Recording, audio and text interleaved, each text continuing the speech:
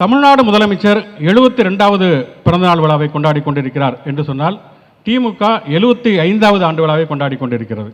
திமுக ஆரம்பித்து 75 வருடங்கள் ஆகிவிட்டது. திமுக இப்போது பவள விழாவை கொண்டாடி கொண்டிருக்கிறது.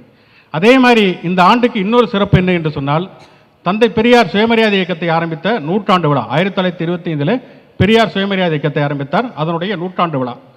அதற்கு முன்னாலே நீதி கட்சி இருந்தது 1916. கிட்டத்தட்ட ஒரு நூற்றாண்டு காலத்திற்கும் மேற்பட்ட ஒரு இயக்கத்தினுடைய ஒரு தொடர்ச்சியாக இன்றைக்கு நம்முடைய தமிழ்நாடு முதலமைச்சர் இருக்கிறார். அந்த இயக்கம் என்னென்ன விஷயங்களை எல்லாம் முன்னெடுத்ததோ அதை தொடர்ச்சியாக மேற்கொள்பவராக இன்றைக்கு நம்முடைய தமிழ்நாடு முதலமைச்சர் இருக்கிறார். நான் ஒரே ஒரு உதாரணம் சொல்லுகிறேன். 1989 பெண்களுக்கான சொத்துரிமையை கலைஞர் கொண்டு வந்தார்.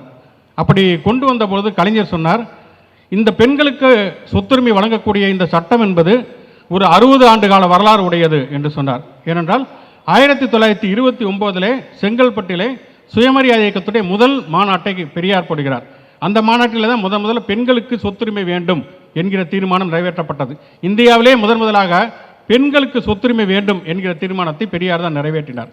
அந்த தீர்மானத்தை 60 ஆண்டுகள் கழித்து கலைஞர் சட்டமாக்கினார்.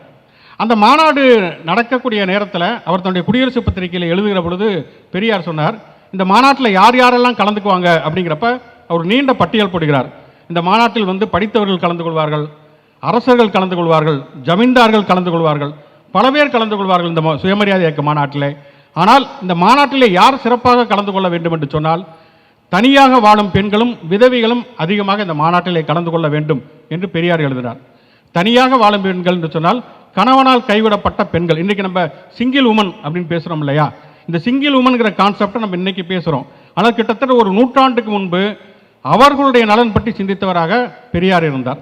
அப்படியே திருப்பி வந்தோம்னா இப்போ 2000 காலகட்டத்தில் பார்த்தோம்னா 2024 விஜய் டிவியில் நீயா நானா அப்படின்னு ஒரு ஷோ நடக்கும், நீங்கள் பார்த்துருப்பீங்க. அதில் ஒரு விவாத நிகழ்ச்சி, அரசியல்வாதிகளாம் நல்லவர்களா கெட்டவர்களா அப்படின்னு ஒரு விவாத நிகழ்ச்சி நடக்குது. அப்போ ஒருத்தர் சொல்கிறாரு, அரசியல்வாதிகள் அரசர்கள் போல நடந்துக்கிறார்கள், மன்னர்களைப் போல நடந்துக்கிறாங்க, அதனால் அரசியல்வாதிகள்லாம் மோசம் அப்படிங்கிறப்ப ஒரு பெண்மணி சொல்கிறாங்க, நான் கணவனால் கைவிடப்பட்ட பெண், என்னுடைய கணவர் என்னை விட்டுட்டு போயிட்டாரு, ஏன் விட்டுட்டு போனார்னே தெரில. அப்போ நான் ஒரு ரேஷன் கார்டை அப்ளை பண்ணணுங்கிறப்ப எனக்கு உடனடியாக கிடைக்குமா அப்படிங்கிற ஒரு சந்தேகம் இருந்தது. அப்போ தான் எனக்கு ஒரு ஜிஓ பற்றி, அரசாணை பற்றி தெரிய வந்தது. கணவனால் கைவிடப்பட்ட பெண் ஒரு ரேஷன் கார்டுக்கு விண்ணப்பித்தாலோ அல்லது ரேஷன் கார்டில் ஒரு பெயர் மாற்றம் இந்த மாதிரியான மாற்றங்களுக்கு விண்ணப்பித்தாலோ உடனடியாக தாசில்தாரே அதை விசாரித்து உடனடியாக ரேஷன் கார்டு வழங்க வேண்டும் என்கிற ஒரு ஜிஓ இருந்தது. அதன் மூலம் நான் உடனடியாக அந்த ரேஷன் கார்டை பெற்றேன் என்று சொல்லி அந்த பெண் அந்த நீயா நானா விவாத நிகழ்ச்சியில் பேசினார். அப்போ அந்த நீயா நானா கோபிநாத் சொல்வார், அந்த முதல்ல பேசினார் இல்லையா, அரசியல்வாதிகளெல்லாம் அரசர்களைப் போல நடந்து கொள்கிறார்கள்னு. அப்போ கோபிநாத் சொல்வார், இந்த பெண்ணுடைய கண்ணீரை துடைத்தவர் உண்மையிலேயே அரசன் இல்லாமல் வேறு யார் என்று ஒரு கேள்வியை கேட்டிருப்பார். அந்த அரசாணையை வெளியிட்டவர் யார் தெரியுமா? கணவனால் கைவிடப்பட்டு தனியாக வாழக்கூடிய பெண்கள் ஒரு ரேஷன் கார்டுக்கு விண்ணப்பித்தால் உடனடியாக தாசில்தாரை நேரடியாக விசாரித்து அந்த ரேஷன் கார்டை வழங்க வேண்டும் என்கிற அரசாணையை 2021 அக்டோபரில் வெளியிட்டவர் நம்முடைய தமிழ்நாடு முதலமைச்சர் அவர்கள். அப்போ 1929 சுயமரியாதை இயக்க மாநாட்டில் பெரியார் போட்ட ஒரு தீர்மானம், பெண்களுக்கு சொத்துரிமை என்கிற ஒரு தீர்மானத்தை கலைஞர் 60 ஆண்டுகளுக்கு பிறகு அதை ஒரு சட்டமாக ஆக்கினார் என்று சொன்னால், தனியாக வாழக்கூடிய பெண்கள் அவர்களுடைய உரிமைகள் என்று பெரியார் பேசியதை ஒரு அரசாணையாக நம்முடைய தமிழ்நாடு முதலமைச்சர்கள் நிறைவேற்றியிருக்கிறார் என்று சொன்னால், அதுதான் ஒரு நீண்ட கால வரலாற்றினுடைய தொடர்ச்சி. அப்படிப்பட்ட வரலாற்றுடைய தொடர்ச்சியாகத்தான் இன்றைக்கு நம்முடைய தமிழ்நாடு முதலமைச்சர் அவர்கள் தொடர்ச்சியாக பல சட்டங்களை, பல திட்டங்களை அவர் நிறைவேற்றி கொண்டிருக்கிறார். குறிப்பாக சொல்ல வேண்டும் என்று சொன்னால், கல்வி குறித்த திட்டங்களில் அவர் தொடர்ச்சியாக கவனம் செலுத்தி வருகிறார். சமீபத்தில் கூட பேசும்போது சொன்னார், படிப்பை நாம் எந்த காலகட்டத்திலும் விட்டுவிடவே கூடாது. நிறைய பேர் சொல்லுவாங்க, படிக்கிறதெல்லாம் பெரிய விஷயமே கிடையாது, மார்க் வாங்குறதெல்லாம் பெரிய விஷயமே கிடையாது என்று சொல்வார்கள். அப்படி கிடையாது. படிப்பு என்பது மிக மிக முக்கியமான ஒரு விஷயம். அதற்காகத்தான் திராவிட இயக்கம் தொடர்ச்சியாகவே போராடி கொண்டிருக்கிறது, தொடர்ச்சியாகவே பல திட்டங்களை நிறைவேற்றி கொண்டிருக்கிறது. நீங்கள் அசுரன் திரைப்படத்தில் ஒரு வசனம் கேள்விப்பட்டிருப்பீங்க, காசு இருந்தால் அப்படிங்குவாங்க, நிலம் இருந்தால் படிச்சுக்குவாங்க, ஆனால் படிப்பை மட்டும் ஒன்றும் பண்ணிட முடியாது அப்படின்னு. இன்னொரு புகழ்பெற்ற ஒரு சினிமா வசனம் உங்களுக்கு தெரிஞ்சிருக்கும். வேதம் புதிதுங்கிற ஒரு திரைப்படத்தில் பாலுங்கிறது பேர், தேவருங்கிறது எங்கே வாங்கிய பட்டம் அப்படின்னு ஒரு வசனம் வரும். ஏன்னா இந்தியாவிலேயே சாதி பட்டம் இல்லாத ஒரே மாநிலம் என்று சொன்னால் அது தமிழ்நாடு தான். அதற்கு காரணம் திராவிட இயக்கம் தான். சமீபத்தில் கோவையிலே நடந்த சுபவி அவர்களுடைய திராவிட இயக்க தமிழர் பேரவை மாநாட்டிலே கூட நம்முடைய மாநில இளைஞரணி செயலாளர் மாண்புமிகு துணை முதலமைச்சர் உதயநிதி ஸ்டாலின் கூட அதை குறிப்பிட்டு சொன்னார். தமிழர்களுக்கு இருக்கக்கூடிய பெருமை என்பது பேருக்கு பின்னாலே சாதி பட்டம் இல்லாமல் இருப்பது அப்படிங்கிற ஒரு விஷயம். அப்போ பாலுங்கிறது பேரு, தேவருங்கிறது எங்கேயே வாங்கிய பட்டம் அப்படிங்கிற ஒரு வசனம் இருக்குது இல்லையா? படித்து வாங்கிய பட்டம் அப்படிங்கிறது சாதி பட்டத்தை விட மேலானது அப்படிங்கிற சிந்தனை எங்கிருந்து வந்தது அப்படின்னு சொன்னால் அது திராவிட இயக்கத்திலிருந்து தான் வந்தது. பெரியார் சொல்லிட்டார் ஜாதி பட்டத்தை எல்லாரும் தூக்கி போடுங்க அப்படிங்கிறப்ப அந்த இடத்துல என்ன பண்ணுறது அப்படிங்கிறப்ப தான் திமுக தலைவர்கள் என்ன பண்ண ஆரம்பித்தாங்கன்னா பேருக்கு பின்னால் இருக்கக்கூடிய பட்டங்களை எல்லாம் போட ஆரம்பித்தாங்க. அண்ணா அவர்கள் வந்து ஒரு படத்துக்கு வந்து வசனம் எழுதுகிறார்னா சினிமா டைட்டிலே வரும் CN அண்ணாதுரை MA. நாவலர் நெடுஞ்செழியன் ஒரு புத்தகம் எழுதுகிறார்னா நாவலர் நெடுஞ்செழியன் MA. அன்பழகன் ஒரு புத்தகம் எழுதுகிறார் பேராசிரியர் என்று சொன்னால் அன்பழகன் MA என்று சொல்லி வரும். அப்போ படித்து வாங்கிய பட்டம் தான் மேலானது என்கிற அடிப்படையிலே தான் அப்படிப்பட்ட அந்த சிந்தனையிலும் தான் அந்த திரைப்படத்திலே அப்படி ஒரு வசனமே வைக்கப்பட்டது அப்படிங்கிறத பார்க்குறோம். சரி, அறிஞர் அண்ணா படித்தார், அவர் அந்த பட்டத்தை பின்னாலே போட்டுக்கொண்டார். நாவலர் நெடுஞ்செழியன் படித்தார், அந்த பட்டத்தை பின்னாலே போட்டுக்கொண்டார். அன்பழகனார் அவர் சொல்லவே வேண்டியதில் பேராசிரியர், அவரும் படித்து வாங்கிய பட்டத்தை பின்னாலே போட்டுக்கொண்டார். கலைஞர் அவர் வந்து பட்டதாரி கிடையாது, அவர் படித்து பட்டம் வாங்கியவர் கிடையாது. அவர் பெயருக்கு பின்னால் பட்டம் போடுவதற்கான வாய்ப்புகளே கிடையாது. ஆனால் அவர் பெயருக்கு முன்னால் ஏராளமான பட்டங்கள் வழங்கப்பட்டன. அது தமிழின தலைவராக இருந்தாலும் சரி, இனமான தலைவராக இருந்தாலும் சரி, பல்வேறு பட்டங்கள் பெயருக்கு முன்னாலே கலைஞருக்கு போடப்பட்டது. இறுதியாக முத்தமிழறிஞர் என்கிற பட்டம் அவருக்கு நிலைத்து நின்றது. கலைஞர் ஒரு படித்த பட்டதாரியாக இல்லாமல் இருக்கலாம், ஆனால் பல பேர் பட்டதாரிகள் ஆவதற்கு அவர்தான் காரணமாக இருந்தார்.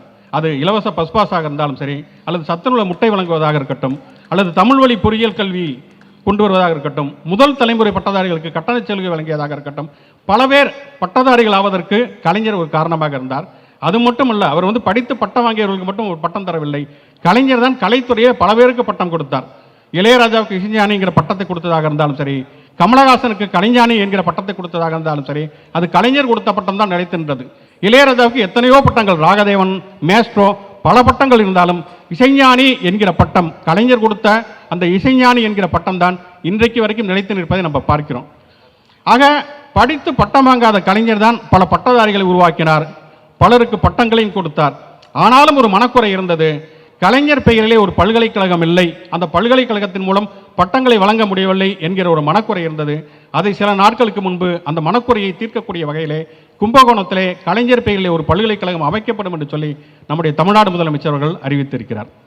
ஆக மொத்தம் இதுதான், இது வரலாற்றுடைய தொடர்ச்சியாக நடந்து கொண்டிருக்கக்கூடிய ஒரு விஷயம் என்று பார்க்கிறோம்.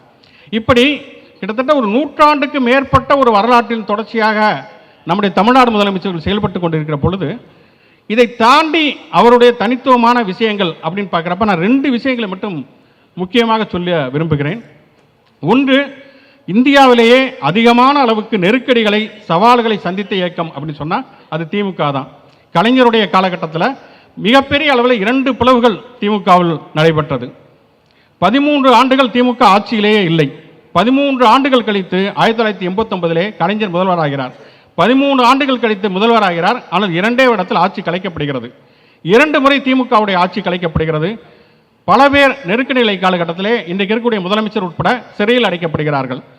கொலைப்பழி விழுகிறது, ஊழல் பழி விழுகிறது, பல்வேறு விதமான விமர்சனங்கள். சர்க்காரியா கமிஷனில் வந்து கலைஞர் விஞ்ஞானபூர்வமாக ஊழல் செய்து விட்டார் என்று சொல்லி எழுதுவார்கள். சர்க்காரியா கமிஷன் அறிக்கையை படிச்சிங்களான்னு கேட்டால் யாருக்குமே படிச்சிருக்க மாட்டாங்க. இப்படி நிறைய பழிகள், விமர்சனங்கள், நிறைய நெருக்கடிகள் இப்படி இல்லாமல் இருந்தது. தொடர்ச்சியாக திமுக என்பது கலைஞருடைய காலகட்டத்தில் இந்தியாவிலேயே அதிகமான சவால்களை சந்தித்த, நெருக்கடிகளை சந்தித்த, நெருப்பாட்டிலே நீந்திய ஒரு தலைவராக கலைஞர் இருந்தார். அப்படிப்பட்ட ஒரு காலகட்டத்தில் கலைஞருடைய தலைமையிலே திமுக இருந்த பொழுது தொடர்ச்சியாக வெற்றிகளையும் தோல்விகளையும் மாறி மாறி சந்தித்துக் கொண்டே இருந்தது. இன்னும் சொல்ல போனால் வெற்றிகளை விட அதிகமாக தோல்விகளை சந்திக்கக்கூடிய, ஒரு சவால்களை, நெருக்கடிகளை சந்திக்கக்கூடிய இயக்கமாக திமுக இருந்தது அப்படிங்கிறத பார்க்குறோம். ஆனால் இன்றைக்கு திமுகவின் தலைவராக இருக்கக்கூடிய மாண்புமிகு தமிழ்நாடு முதலமைச்சர் அவர்கள் திமுகவுடைய தலைமை பொறுப்பை ஏற்றதற்கு பிறகு தோல்வி என்பதே திமுகவுக்கு இல்லை. தொடர்ச்சியாகவே வெற்றிகள். 2 நாடாளுமன்ற தேர்தல்கள், சட்டமன்ற தேர்தல், இடைத்தேர்தல், உள்ளாட்சி தேர்தல் என்று சொல்லி எல்லா தேர்தல்களிலுமே தொடர்ச்சியான வெற்றியை பெறக்கூடிய ஒரு தலைவராக அவர் இருக்கிறார் என்பது ரொம்ப மிக முக்கியமான ஒரு விஷயம். அவர் இந்த கூட்டணியை பற்றி பேசுகிறப்ப நான் தொலைக்காட்சி வாரத்தில் பேசுவோம், இது ஒரு இன்டாக்ட் அலையன்ஸ், ஒரு வலிமையான ஒரு கூட்டணி அப்படின்னுவோம். உங்களுக்கு தெரியும், ரஷ்யாவினுடைய அதிபர், கம்யூனிஸ்ட் புரட்சியாளர் ஸ்டாலின், அவர் இறந்த நேரத்திலே தான் நம்முடைய முதலமைச்சர் பிறந்தார். கலைஞர் அதனுடைய நினைவாக அவருக்கு ஸ்டாலின் என்று பெயர் வைத்தார் என்பது உங்களுக்கு தெரியும். ஆனால் உண்மையிலேயே ஸ்டாலின் என்பது அவருடைய இயற்பெயர் கிடையாது. அவருடைய பெயர்ங்கிறது ஜோசப் வெஸ்வானாவிச் அப்படிங்கிற ஒரு ரஷ்ய பேர் தான் அவருடைய பெயர். ஸ்டாலின்கிற பேர் அவர் தனக்குத்தானே வைத்து கொண்டார். ஸ்டாலின் அப்படின்னா ரஷ்ய மொழியில் என்ன அர்த்தம்னா ஸ்டீல், எஃகு, இரும்பு என்று அர்த்தம். எப்படி அன்றைக்கு ரஷ்யாவில் இருந்த அந்த ஸ்டாலின் ஒரு இரும்பு மனிதராக இருந்த ஸ்டாலின் ரஷ்யாவை ஒரு இரும்பு நகரமாக, இரும்பு நாடாக மாற்றினாரோ, அதுபோல தான் இன்றைக்கு தமிழ்நாடு முதலமைச்சராக இருக்கக்கூடிய நம்முடைய மாண்புமிகு ஸ்டாலின் அவர்கள் இந்த கூட்டணியாக இருந்தாலும் சரி, கட்சியை கட்டமைத்து நிர்வகிப்பதாக இருந்தாலும் சரி, அதை தொடர்ச்சியாக ஒரு இரும்பு மனிதராக அதை காப்பாற்றி வருகிறார் என்பதை நம்ம பார்க்கிறோம். தமிழ்நாடு முதலமைச்சரை பொறுத்த வரைக்கும் 2 மிக முக்கியமான சிறப்புகள் அப்படின்னு சொன்னால், திமுக என்பது பல நெருக்கடிகளை, சவால்களை, வெற்றி தோல்விகளை சந்தித்துக் கொண்டிருந்த இயக்கமாக இருந்ததை தொடர்ச்சியாக வெற்றிகளை மட்டுமே சந்திக்கக்கூடிய ஒரு இயக்கமாக மாற்றியிருக்கிறார் அப்படிங்கிறது மிக முக்கியமான ஒரு விஷயம்.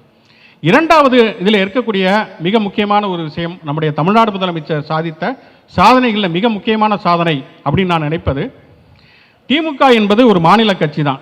ஆனால் இன்றைக்கு இந்தியாவினுடைய அரசியலை, தேசிய அரசியலுடைய திசைகளை தீர்மானிக்கக்கூடிய ஒரு கட்சியாக திமுக இருக்கிறது. நான் சொன்னேன் 1925 பெரியார் காங்கிரஸை விட்டு வெளியேறி சுயமரியாதை இயக்கத்தை ஆரம்பித்தார். அப்படின்னா எதற்காக ஆரம்பித்தார்? அன்றைக்கு இருந்த காங்கிரஸ் என்பது இடஒதுக்கீட்டை ஏற்றுக்கொள்ளவில்லை. எனவே பெரியார் காங்கிரஸை விட்டு வெளியேறி ஒரு இயக்கத்தை ஆரம்பித்தார். அந்த இயக்கத்துடைய தொடர்ச்சியாகத்தான் இன்றைக்கு திமுக இருக்கிறது. ஆனால் இன்றைக்கு அதே காங்கிரஸ் கிட்டத்தட்ட ஒரு 100 ஆண்டு காலம் கழித்து பெரியார் எந்த கோரிக்கையை முன்வைத்தாரோ அதே கோரிக்கை இன்றைக்கு காங்கிரஸ் பேசுகிறது. இன்றைக்கு காங்கிரசுடைய தலைவர் மதிப்புக்குரிய ராகுல் காந்தி அவர்கள் சாதிவாரி கணக்கெடுப்பு வேண்டும், இடஒதுக்கீடு வேண்டும் என்கிற விஷயத்தை தொடர்ச்சியாக முன்னெடுப்பவராக இருக்கிறார். ஒரு பத்திரிகையாளர் கூட்டத்தில் அவர் கேட்கிறார், இங்கே இருக்கக்கூடிய பத்திரிகையாளர்களே எத்தனை பேர் பிற்படுத்தப்பட்டவர்கள், எத்தனை பேர் பட்டியலினத்தைச் சேர்ந்தவர்கள், எத்தனை பேர் பழங்குடியினர் என்று கேட்கிறார் என்று சொன்னால், இன்றைக்கு ஒரு 100 ஆண்டு காலத்திற்கு முன்பு வைத்த ஒரு விஷயத்தை இன்றைக்கு இந்திய அரசியலேயே தீர்மானிக்கக்கூடியதாக திமுக வளர்ந்திருக்கிறது என்று சொன்னால் அதற்கு மிக முக்கியமான காரணம் நம்முடைய மாண்புமிகு முதலமைச்சர் அவர்கள். ஏன் என்று சொன்னால், அவர் ஒரு அனைத்து இந்திய சமூக நீதி கூட்டமைப்பு என்கிற ஒரு கூட்டமைப்பை உருவாக்கி தொடர்ச்சியாகவே இந்த விஷயத்தை முன்னெடுக்கிறார். அதே போல பார்த்தோம்னு சொன்னால் மாநில உரிமைகள், மாநில உரிமைகள் அப்படின்னு பேசுகிறப்ப நம்ம கவர்னரை பற்றி நாம் கண்டிப்பாக பேசியே ஆக வேண்டும். இந்த கவர்னரை எதிர்ப்பது என்பது இன்றைக்கு நேற்றைக்கு நடந்தது கிடையாது. 1952 அப்போ திமுக தேர்தல் பாதைக்கே வரவில்லை. 57 தான் தேர்தல் அரசியலுக்கே வர்றாங்க. 52லேயே திமுக என்ன சொல்கிறது என்று சொன்னால், தமிழ்நாட்டுக்கு வடநாட்டைச் சேர்ந்த கவர்னர் தேவையே கிடையாது என்று சொல்லி தொடர்ச்சியாக கூட்டங்கள் நடத்துகிறது. அப்போது அண்ணா எழுதுகிறார் திராவிட இதழில், ஒருவேளை கவர்னர் என்பவர் நமக்கு தேவை என்று சொன்னால் அவர் மக்களால் ஓட்டு போட்டு தேர்ந்தெடுக்கப்பட்டவராக இருக்க வேண்டும், இல்லை என்றால் கவர்னரே தேவையில்லை. நீங்கள் நல்லா யோசிச்சு பாருங்க, ஒரு வார்டு இங்கே நகர்மன்ற உறுப்பினர்கள் இருக்கிறார்கள், சட்டமன்ற உறுப்பினர்கள் இருக்கிறார்கள், நாடாளுமன்ற உறுப்பினர்கள் இருக்கிறார்கள். ஒரு வார்டு கவுன்சிலரை நாமெல்லாம் ஓட்டு போட்டு தேர்ந்தெடுக்கிறோம், ஒரு எம்எல்ஏவை ஓட்டு போட்டு தேர்ந்தெடுக்கிறோம், எம்பியை ஓட்டு போட்டு தேர்ந்தெடுக்கிறோம். எம்எல்ஏக்கள் கூடி ஒரு முதல்வரை தேர்ந்தெடுக்கிறார்கள், எம்பிக்கள் கூடி ஒரு பிரதமரை தேர்ந்தெடுக்கிறார்கள், ஜனாதிபதி குடியரசுத் தலைவரை கூட மக்கள் பிரதிநிதிகள் தான் தேர்ந்தெடுக்கிறார்கள். இந்திய ஜனநாயகத்திலேயே யாராலும் மக்களால் தேர்ந்தெடுக்கப்பட முடியாத, மக்களால் தேர்ந்தெடுக்கப்படவே படாத அல்லது மக்கள் பிரதிநிதிகளால் தேர்ந்தெடுக்கப்படவே படாத ஒருவர் இருக்கிறார் என்று சொன்னால் அது கவர்னர் மட்டும்தான். அவருக்கும் மக்களுக்கு எந்த சம்பந்தமே கிடையாது. அவர் மக்களாலும் தேர்ந்தெடுக்கப்படவில்லை, மக்கள் பிரதிநிதிகளாலும் தேர்ந்தெடுக்கப்படவில்லை. எனவே அந்த கவர்னர் பதவியே தேவையில்லை என்பதுதான் திமுகவுடைய நிலைப்பாடு. அந்த இலக்கை நோக்கி செல்வதற்காகத்தான் இப்போ சமீபத்தில் உச்சநீதிமன்றத்தில் வழக்கு தொடர்ந்து இப்பொழுது வெற்றி பெற்றிருக்கிறார்கள். கவர்னருக்கு வீட்டோ அதிகாரம் கிடையாது, கவர்னருக்கு மக்களால் தேர்ந்தெடுக்கப்பட்ட சட்டமன்றத்தை விட மேலான அதிகாரம் கிடையாது. அவர் மசோதாக்களுக்கு ஒப்புதல் வழங்க வேண்டும் என்று சொன்னால் குறிப்பிட்ட கால அவகாசத்தில் ஒரு ஒப்புதல் வழங்கணும். நீங்கள் ஒரு தகவல் அறியும் உரிமை சட்டம், அதில் நீங்கள் ஒரு தகவல் கேட்டு விண்ணப்பித்தால் கூட ஒரு குறிப்பிட்ட நாளில் உங்களுக்கு பதில் வரணும். ஆனால் ஒரு கவர்னருக்கு எந்த விதமான கால அவகாசமே கிடையாது, மசோதாவை அனுப்பி காத்துக்கொண்டே இருக்க வேண்டும் என்பதை இன்றைக்கு உச்சநீதிமன்றம் உடைத்திருக்கிறது என்று சொன்னால் இது தமிழ்நாட்டுக்கு மட்டும் கிடைத்த வெற்றி அல்ல, இது இந்தியா முழுவதற்கும் கிடைத்த வெற்றி. அதனால தான் துணை குடியரசுத் தலைவர் ஜெகதீப் தன்கர் அலறுகிறார். சட்டம் இயற்றக்கூடிய அதிகாரம் நாடாளுமன்றத்துக்கு தான், அதை எப்படி நீதிமன்றம் எடுத்துக்கொள்ளும் என்று அவர் கேட்கிறார். நியாயமான கேள்விதான், இதைத்தான் நாங்களும் கேட்கிறோம். சட்டம் இயற்றக்கூடிய அதிகாரம் நாடாளுமன்றத்துக்கு இருப்பதை போலத்தான் சட்டம் இயற்றக்கூடிய அதிகாரம் சட்டமன்றத்துக்கு இருக்கிறது. இதை ஒரு கவர்னர் எடுத்துக்கொள்வதற்கு என்ன நியாயம் இருக்கிறது? நீதிமன்றமாவது ஒரு சட்டத்தை ஏற்றினால் அந்த சட்டத்தை நடைமுறைப்படுத்துவது ஒரு நீதிமன்றத்துடைய வேலை. ஆனால் கவர்னருக்கு என்ன வேலை? ஒரு வேலையுமே கிடையாது. அப்படி இருக்கக்கூடிய நேரத்தில் ஒரு கவர்னர் எப்படி ஒரு சட்டமன்றத்துடைய அதிகாரத்தில் குறுக்கிட முடியும் என்கிற கேள்வியை திமுக இன்றைக்கு வாதாடி வெற்றி பெற்றிருக்கிறது என்று சொன்னால், மாநில உரிமைகளுக்காக திமுக பெற்றிருக்கக்கூடிய இந்த வெற்றி என்பது தேசிய அளவிலான மிகப்பெரிய வெற்றி என்று சொல்ல வேண்டும். அதே மாதிரி இந்தி திணிப்பு எதிர்ப்பு அப்படின்னு பார்த்தோம்னா, இந்தி திணிப்பை எதிர்த்து நம்ம 1937 தொடர்ச்சியாக போராடி வருகிறோம். 88 ஆண்டுகளாக நாம் போராடி வந்து கொண்டே இருக்கிறோம். அப்ப திமுக அல்லது பெரியார் இந்தி திணிப்பை எதிர்க்கிற பொழுது என்ன சொன்னாங்கன்னா, இவங்க வந்து தமிழர்கள் எல்லாமே குறுகிய மொழிவெறி கொண்டவர்கள், குறுகிய நோக்கம் கொண்டவர்கள் அப்படின்னு ஒரு காலகட்டத்தில் சொல்லிக்கிட்டு இருந்தாங்க. ஆனால் இன்றைக்கு என்ன நடக்கிறது? இன்னைக்கு மும்மொழி கொள்கைங்கிற பேரில் இந்தி திணிப்பு வருகிற பொழுது நம்ம வந்து நிதி தர மாட்டோம் என்று மறுக்கிறார்கள். 2152 கோடி ரூபாய் நமக்கு வர வேண்டிய நிதி வரவில்லை. தமிழ்நாடு முதலமைச்சர் என்ன சொல்கிறார் என்று சொன்னால், எனக்கு நிதியே கிடைக்காவிட்டாலும் பரவாயில்லை, நாங்கள் இந்தியை ஏற்றுக்கொள்ள மாட்டோம் அப்படிங்கிறார். இன்னைக்கு வரைக்கும் நமக்கு கிடைக்க வேண்டிய நிதி வந்து சேரவில்லை, நமக்கு நிதி கிடைக்கவில்லை. அதே நேரத்தில் இந்தி வேண்டாம் என்கிற நம்முடைய குரலிலே இருந்த நீதி, அந்த நியாயம் என்பது இன்றைக்கு மகாராஷ்டிராவில் போய் சேர்ந்திருக்கிறது. மகாராஷ்டிராவில் மும்மொழி கொள்கைன்னு சொல்லிட்டு இந்தி கட்டாய பாடம் போடுறப்ப அங்கே இருப்பவர்கள் எதிர்ப்பு தெரிவிக்கிறார்கள், எங்களுக்கு இந்தி வேண்டாம்னு. மகாராஷ்டிரா பிஜேபி கூட்டணி இருக்கக்கூடிய அரசாங்கம் இருக்கக்கூடிய ஒரு மாநிலம். அந்த முதலமைச்சரால் என்ன பண்ணுன்னு தெரியல, அவர் திணறுகிறார். வேற வழியே இல்லாமல் இந்தி கட்டாய பாடம் கிடையாது என்று அறிவிக்க வேண்டிய நிலைமை இருக்கிறது. ஏனென்று சொன்னால் மகாராஷ்டிரா இருப்பவர்கள் சொல்கிறார்கள், நவநிர்மன் சேனா அப்படிங்கிற ஒரு கட்சி, அந்த தலைவர் ராஜ் தாக்கரே சொல்லுகிறார், தமிழ்நாட்டை போய் பாருங்கள், மகாராஷ்டிரா தான் நீ மராத்தி பேசணும், தமிழ்நாட்டில் போய் இப்படி இருக்க முடியுமா, முதலில் தமிழ்நாட்டை பாருங்கிறாங்க. காஷ்மீர் சட்டசபையில் வக்பு வாரிய திருத்த மசோதாவுக்கு எதிராக ஒரு தீர்மானத்தை எதிர்க்கட்சி கொண்டு வருகிறது, தேசிய மாநாட்டு கட்சி கொண்டு வருதுன்னா அங்கே இருக்கக்கூடிய ஆளும் கட்சி அந்த தீர்மானத்தை எடுத்துக்க மாட்டோங்கிறாங்க. அப்போ அந்த கட்சி என்ன சொல்லுதுன்னா, தமிழ்நாட்டில் முஸ்லீம்கள் சிறுபான்மையினர், அங்கே வக்பு வாரி மசோதாவுக்கு எதிராக தீர்மானம் போடப்படுகிறது, பெரும்பான்மையாக முஸ்லீம்கள் இருக்கக்கூடிய இந்த மாநிலத்தில் ஏன் தீர்மானம் போடக்கூடாது என்கிற கேள்வியை காஷ்மீர் சட்டமன்றத்தில் எதிரொலிக்கிறார்கள். அப்ப திமுகவுடைய இந்தி திணிப்பு எதிர்ப்பாக இருக்கட்டும் அல்லது வக்பு வாரிய மசோதா எதிர்ப்பாக இருக்கட்டும், அது இன்றைக்கு மகாராஷ்டிராவில் எதிர்க்கிறது, காஷ்மீரில் எதிர்க்கிறது. இந்தியாவை சொல்வார்கள் கன்னியாகுமரியிலிருந்து காஷ்மீர் என்று சொல்லி, அப்படி கன்னியாகுமரியிலிருந்து காஷ்மீர் வரைக்கும் இன்றைக்கு திமுகவுடைய குரல் எதிரொலிக்கிறது அப்படிங்கிறத பார்க்குறோம்.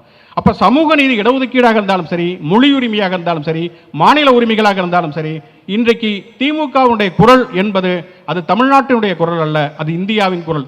விடியலை நோக்கி ஸ்டாலின் குரல் என்று ஒரு பிரச்சாரம் நடந்தது இல்லையா? இன்றைக்கு அது ஸ்டாலினுடைய குரல் அல்ல, அது இந்தியாவுடைய குரலாக இருக்கிறது.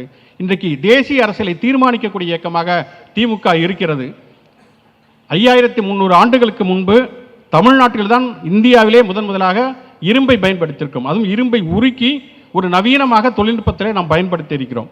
அப்போது நம்முடைய தமிழ்நாடு முதலமைச்சர்கள் சொன்னார்கள், 5300 ஆண்டுகளுக்கு முன்பு இரும்பை பயன்படுத்தியவர்கள் தமிழர்கள். அதனால் முதல்ல சொன்னேன், ஸ்டாலின் என்கிற பேருக்கு ரஷ்யாவிலே இரும்பு என்றுதான் அர்த்தம். அந்த இரும்பினுடைய காலத்தை அறிமுகப்படுத்திய அந்த இரும்பு மனிதரான நம்முடைய தமிழ்நாடு முதலமைச்சர் சொன்னார், இனிமேல் இந்தியாவுடைய வரலாறு என்பது தெற்கிலிருந்து தான் எழுதப்படும், தமிழ்நாட்டிலிருந்து தான் எழுதப்படும் என்று அவர் சொன்னார். தமிழ்நாடு முதலமைச்சர் அவர்கள் சொன்னது 5300 ஆண்டுகளுக்கு முற்பட்ட ஒரு வரலாற்றை வைத்து சொன்னார். இனிமேல் இந்தியாவுடைய வரலாறு தமிழ்நாட்டிலிருந்து தான் எழுதப்படும் என்று. 5300 ஆண்டுகளுக்கு முற்பட்ட வரலாறு மட்டுமல்ல, இன்றைக்கு இருக்கக்கூடிய சமகால வரலாறும் இனிமேல் இந்தியாவுடைய வரலாறு தமிழ்நாட்டிலிருந்து தான் எழுதப்படும். அப்படி எழுதக்கூடிய ஒரு வரலாற்று நாயகராக நம்முடைய மாண்புமிகு தமிழ்நாடு முதலமைச்சர் அவர்கள் இருக்கிறார்கள். அவர் தொடர்ச்சியாக இன்னும் பல்லாண்டு காலங்கள் வாழ்ந்து திராவிட இயக்கத்துடைய கொள்கைகளை தொடர்ச்சியாக முன்னெடுத்து மக்கள் நல திட்டங்களை நிறைவேற்றி தொடர்ச்சியாக ஒரு வரலாற்று நாயகராக அவர் செழுமை பெற வேண்டும். தமிழ்நாடு தொடர்ச்சியாக முதன்மை மாநிலமாக நடைபோட வேண்டும் என்று சொல்லி வாய்ப்புக்கு நன்றி அளித்த கிழக்கு மாவட்ட திராவிட முன்னேற்ற கழக நிர்வாகிகளுக்கு நன்றிகளை சொல்லிக் கொள்கிறேன். நன்றி.